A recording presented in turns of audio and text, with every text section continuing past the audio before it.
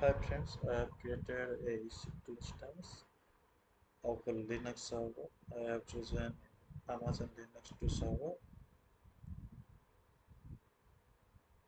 Here is my EC2 instance. This is the details of my EC2 instance.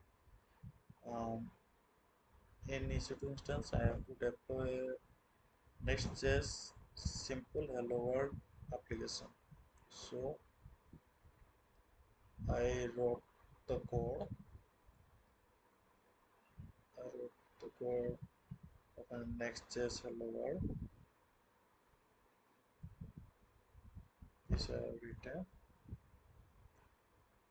This I have to connect with my GitHub repository and push this code to the GitHub repository. I've already posted it.